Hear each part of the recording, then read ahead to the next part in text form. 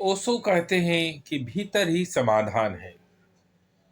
मनुष्य की हर समस्या का समाधान हमारी भीतर ही है, बाहर नहीं है।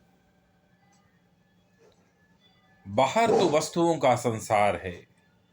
ये हमारा शरीर भी एक वस्तु है और बाहर में भी संसार में बहुत सी वस्तुएं बिखरी हुई हैं। ईंट, पत्थर, पेड़, पौधे। धन भी एक वस्तु ही है, एक द्रव्य ही है जो यहीं का है और यहीं रह जाता है। मनुष्य चला जाता है, यहीं रह जाता है। और उसी द्रव्य के पीछे, धन के पीछे मनुष्य सारा जीवन भागते रहता है और फिर एक दिन वो खाली यहाँ चला जाता है वो मनुष्य, और वो धन यहीं रह जाता है, मकान यहीं रह जाता है।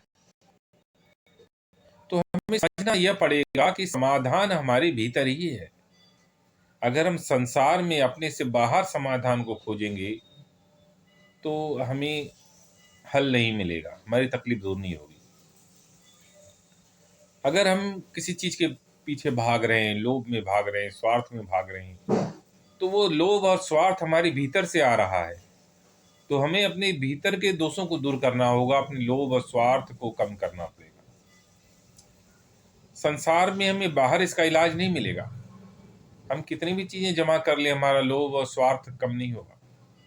अगर हम क्रोध से दुखी हैं, तो क्रोध हमारे भीतर से आ रहा है। तो हम अपने मन को, अपनी आत्मा को, चेतना को समझना पड़ेगा। अगर हमें धर्म ग्रंथ चाहिए, हमें ज्ञान चाहिए, हम ज्ञान से, धर्म ग्रंथ से, परमात्मा की ध्यान से हम उस चीज को तकलीफ दूर कर सकते हैं। वो तकलीफ हमारे अंदर की है, हमें उसे अपने अंदर में उतर कर उसे दूर करना पड़ेगा। उसका हल हमें संसार में नहीं मिलेगा।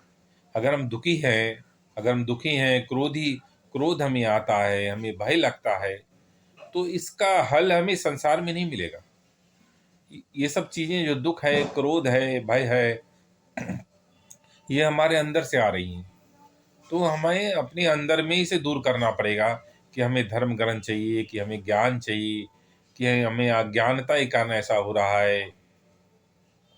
हमें परमात्मा का ध्यान करना चाहिए, हमें धर्म ग्रंथ पढ़ना चाहिए, हमें जो किताबों में नॉलेज है, अच्छे साहित्य हैं, आध्यात्मिक ज्ञान है, उसे लेना चाहिए। तब वह स्वतः ही हमारे अंदर में ठीक हो जाएगा तकलीफें, और हम स्वस्थ हो जाएंगे। जो क्रोध है, जो भय है, डर है, जो दुख है, वो अपने आप ठीक हो जाएगा। अगर हम धर्म ग्रंथ पढ़ेंगे, आध्यात्मिक ज्ञान लेंगे, परमात्मा का ध्यान करेंगे, तो ये तकलीफ दूर हो जाएगी। तो समाधान हमारे भीतर